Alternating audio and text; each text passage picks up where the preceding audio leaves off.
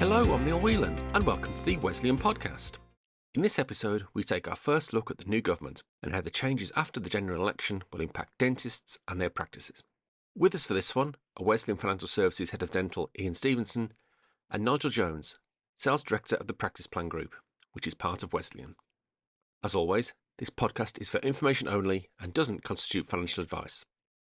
But I'll be back at the end to tell you how you can get in touch with Wesleyan and Practice Plan. But for now, I'll hand you over to Nigel. First up, Iain. Nigel, if you wouldn't mind just giving us a quick introduction to yourself. I did note that recently you were included in dentistry's top 50 people making the biggest contribution in shaping the dental profession. So, a really nice recognition for all the tremendous work you do around the world of dentistry. Yeah, sure. No, thank you very much for inviting me along, Iain, and thank you for the reference to the top 50. I feel very, very kind of humble about that, and I think it's more indicative of all the great work that the Practice Plan team do in terms of trying to stimulate debate and create thought leadership around issues affecting dentistry. So I view it more as a compliment to the wider team than just to me, but it's very nice. My career in dentistry started helping dentists escape what was then called the new NHS dental contract in 1990, October 1990, that got introduced. And for the few months leading up to that, I was helping dentists that had decided their future lay outside of the NHS. And I've pretty much done that throughout the whole of my career. Had some interesting years in the mid-noughties where I was working as part of Tony Blair's reforms of the NHS, where he was introducing the private sector into trying to reduce the waiting times on the lists in the various acute trusts, particularly in Greater Manchester. So I've actually seen an awful lot of dentistry, but also been able to put it into context of the wider NHS as well. Thank you for that, Nigel. So if we move on, the point of today is to have a look at, we've just had a change of government, and we are looking to consider some of the implications and some of the things that might be ahead for the world of dentistry. So really interesting times for the world of dentistry just now. How do you see the new government impacting on dentists? It's obviously difficult to tell because it's pretty early days at the moment, and what is said and spoken about and mentioned on the campaign trail can be different to reality once they're actually now in office. So it is highly speculative at the moment, but I think there are some clues about the direction of travel that are worth looking at. Particularly, you can refer back to the manifesto and the fact that they'd, as part of their dentistry rescue plan, highlighted 5 areas that they wanted to look at specifically. And those were contract reform, access, workforce issues, the importance of prevention, and then investment in dental services as a whole. So I think there's some really interesting thoughts within that, albeit that the detail is slightly light. So I guess they didn't want to commit themselves to anything too granular before they'd actually taken office and understood exactly the scale of the challenge affecting them. But I think those priorities make perfect sense, really. So what do you think the new contract might look like? Well, I think it's interesting because all of these things are interwoven, really. I think when you sort of unpick those 5 points, actually contract reform becomes really important. I mentioned before that I started working with the profession ahead of the 1990 contract, so I've seen a few of these take shape, and it's something that they seem to really struggle to get right, and yet it's absolutely key. I mean, it's obviously the current contract in England. I mean, obviously a lot of our discussion here is focused on England rather than the wider UK, but is the everyone accepts, it doesn't matter what party you're from, everyone accepts the failings of the current contract. So it definitely needs to change. I was particularly struck by the fact that in the manifesto, it spoke about the fact that their dentistry rescue plan was fully funded. And yet they're also talking about the need to sit down with the BDA and negotiate a new contract. And I find that slightly intriguing because I'm not quite sure how you can fully fund something when you've yet to negotiate it and agree it. And that makes me wonder whether or not they've actually got a clearer idea of what they want to do now that they're in office. think a really interesting report that came out right at the end of last year was from the Nuffield Trust, the very renowned think tank when it comes to health issues. In essence, to summarize that report, they basically said that government's got two choices. They either pump lots more money into NHS dentistry, or they fundamentally reform it and potentially take it to what is often labelled a core service. So they restrict the access to NHS dentistry. And I can't help wondering whether or not the Labour government have decided that that they'll follow their lead. Actually, you know, they're in a very difficult spot. The NHS has been described as broken this week since they took office. So there's some big issues that will require some big money to fix. And yet they're also saying there isn't a huge amount of money that they can pump into the NHS, and reform is probably going to be the way forward.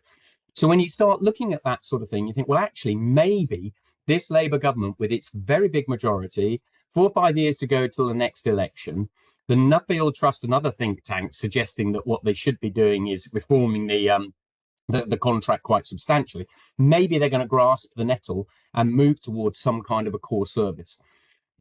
The challenge for me with this, though, is the workforce one. And I feel like successive Secretary of States for Health have underestimated the significance of the workforce issue. It's been building for many, many years. And there isn't a quick fix. So the solutions will take many, many years to unfold. When you look at things like the NHS long-term workforce plan, with its talk of generating more hygienists, therapists, and dentists, it's going to take many, many years before there are meaningful numbers coming out of dental schools. And I can't see that happening, well, certainly the remainder of this decade, to be honest, in a meaningful sense. So the other option is to potentially go down the route of overseas dentists. I think a lot of people are viewing that as a quick fix, but I'm not entirely sure that's the case, because there's definitely concerns from the GDC about quality assurance. There will be a need for people coming in from overseas dental schools to be supervised, to be mentored. And the sense I get is that there isn't really the infrastructure there to support that kind of supervisory requirement that would come with it. So whilst they are making moves to make it easier to bring overseas dentists in, there will still be some barriers that I think will mean it will take 2 to 3 years. So the challenge for the new government, I think, is going to be they can introduce a new contract with a new approach, but they still haven't tackled the underlying workforce issues. And when you look at some of the other things that they'll be focusing on, prevention, you can't really argue with the importance of prevention. Ever since I started my career, people have been saying we need to focus on prevention. So I think it's right that a lot of the talk in the run-up to the election was about under 18s in particular. I mean, some of the stats around hospital admissions for extractions are pretty horrifying for a country like ours. So it's right that they're attaching priority to that. So things like the supervised toothbrushing schemes that they're proposing, again, make perfect sense. I know people that are running very successful schemes, for example, in the Northeast, which are doing a huge amount of good. And to make that more commonplace around the country makes perfect sense. I wonder whether or not actually they'll be able to put pressure on the food industry to be able to reduce the sugar content of our food. They have some track record of this. Tony Blair's government apparently managed to do that quietly in respect of salt content of foods. They managed to actually take that down quite substantially and reduce the number of strokes and things. So maybe something similar in terms of sugar, that would be very interesting. I think things like access, that links back to the contract reform. Maybe if they go for a core service, maybe they'll go down what happens in Southern Ireland or to an extent in Scotland, and make access to an examination available to all. But it's really difficult to tell, because if you look at that final point where it talks about investment in dental services, I think that is really going to be key to it. How much money can they put into either reforming the contract or significantly improving it? And to me, that really isn't clear yet. And I guess it's going to take them a while to work out. Yeah, thank you for that insight, Nigel. I mean, fascinating times all round, isn't it? But I guess we've been in this situation for quite some time and wondering what's happening, what's around the corner. Do you think that what we know of the early signs of Labour's rescue plan, do you think it will go some way to solve within NHS dentistry? Well, I don't know. I mean, I ideally hope so. Some people view that our commercial agenda means that actually we would like nothing more than to see the NHS collapse, and that couldn't be further from the truth. I personally think that there will be limited resources, and those resources should be focused on those most in need. So I am very enthusiastic about the focus on under 18s, but also vulnerable adults, and particularly the working poor. So I'm hoping that they'll move towards some kind of means tested approach. And the signs seem to be good. You know, some of the language seems to be focusing on us on things like urgent care and also on those vulnerable groups like children. So I'm kind of hopeful of that. And you look at what Health Watch have announced in the last couple of days, similar sort of thing, focus on those priority groups. So the very early signs are good. I know that Wes Streeting was true to his word and met with the BDA this week. And the sort of noises coming out of those meetings sound positive in the sense of the acknowledgement of the problem and the scale of the challenge. Sometimes I think denial has got in the way, whereas it doesn't sound like that's the case now. So I guess I'm optimistic that there will be some fundamental change rather than, as the Nuffield Trust put it, slow decay that we've seen over the last 10, 15 years. But it's early days, and we'll have to see. But talking of which, when it comes to early days, there's a lot of chatter about what a Labour government might or might not do that could impact on the financial planning of dentists. You know, I've spoken a lot about in the past about dentists leaving the NHS and going private. That has implications on their financial planning. So I wanted to ask you a question, Iain. What is your sense of what they may or may not do? Yeah, thank you, Nigel. It's quite a similar response. So there's a lack of information at the moment, but what we do have is I can give you some kind of thoughts around what has initially been discussed. So they've said that they're not planning to raise taxes. So mainly what they're talking about there is income tax. So that's a good thing on the face of it. On the other hand, you need to balance that with the fact that tax allowances haven't they're being held, they've been frozen until 2028. So it just means the more people earn, the more people will get dragged into paying more and more tax. But it's quite good if their starting point is we're not going to be raising income tax. So that's a good starting point. There's no specific mention of capital gains tax. So that is a potential opportunity for them to look at that. Now, capital gains tax, as we know, is not a tax on income, it's a tax on assets and selling of assets. So there is potential there for them to do something. And then there's the age-old challenge around pensions, and it feels like this isn't new just to this particular government. This, for the 35 years I've been in this industry, pensions has always been a potential target for change and for governments to try and do something in a different way. And on that note, if you remember, Nigel, the lifetime allowance, so that's the maximum you're allowed to have in a pension pot or an accumulation of pension pots at retirement.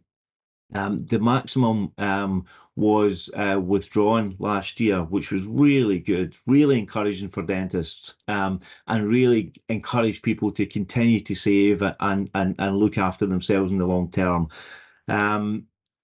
Immediately that was announced, Labour had said if we get back into power, then we will reinstate the lifetime allowance. They've since changed that, so again, really good news.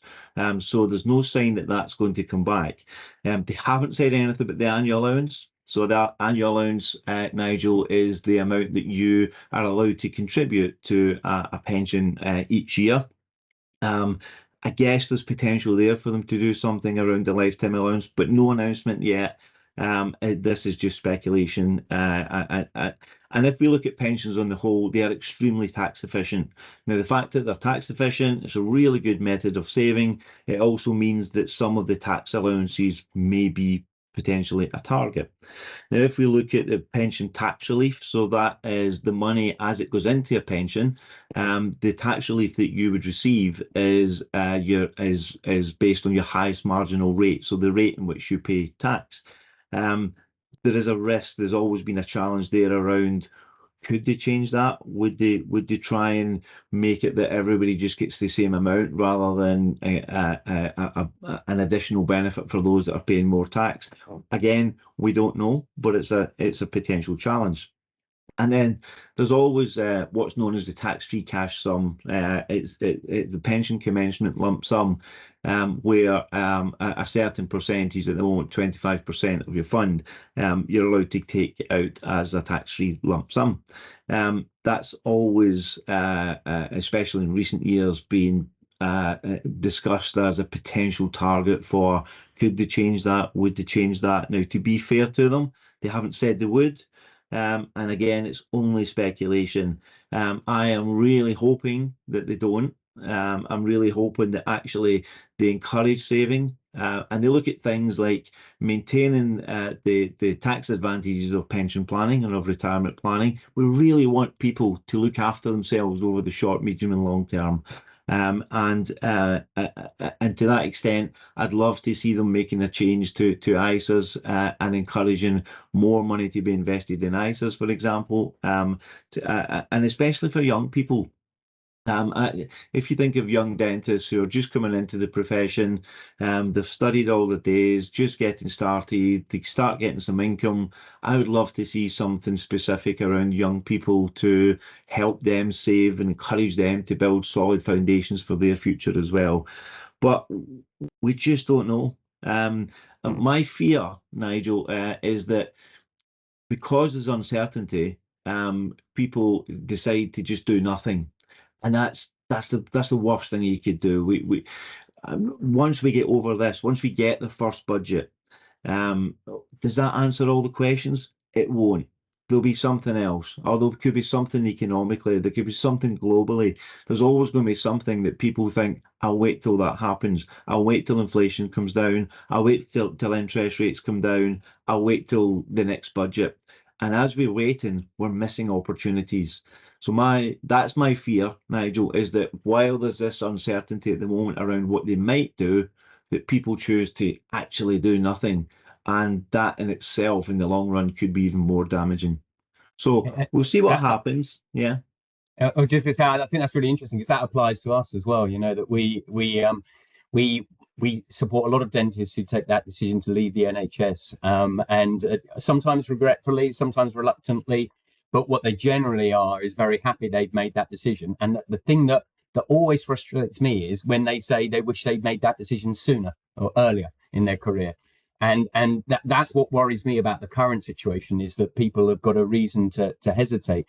And, you know, you hear stories of people who are putting themselves under enormous health pressure in the hope, often vain hope, that there'll be some kind of silver bullet coming down the line from the new government. And I couldn't therefore agree with you more about the fact that, you know, actually now's the time to take action.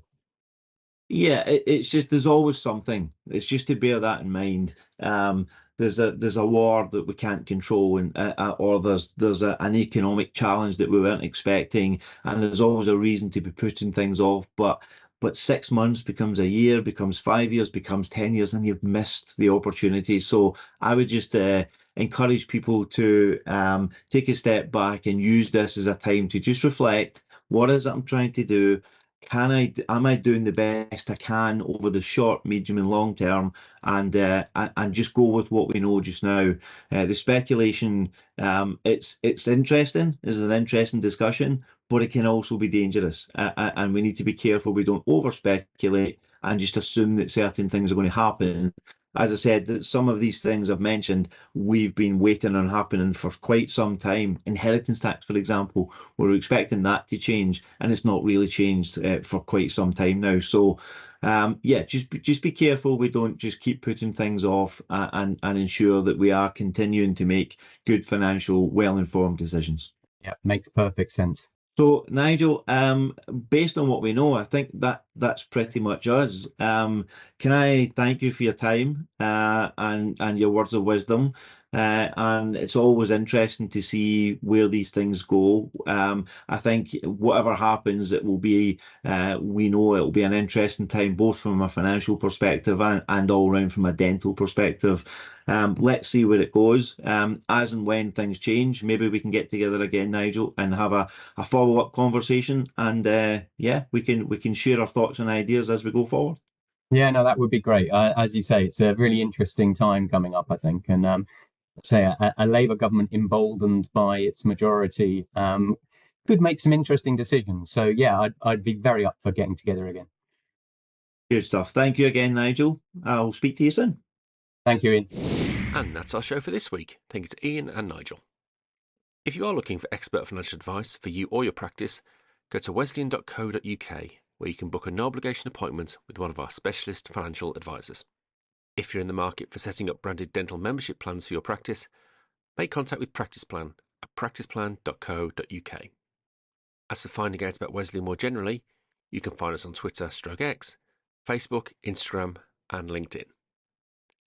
And if you found the podcast useful, you can like and subscribe to us on all the usual platforms, as well as find us on YouTube, where there's a whole library of videos covering a wide range of financial planning topics. That's it for now. So until next time, thanks for listening.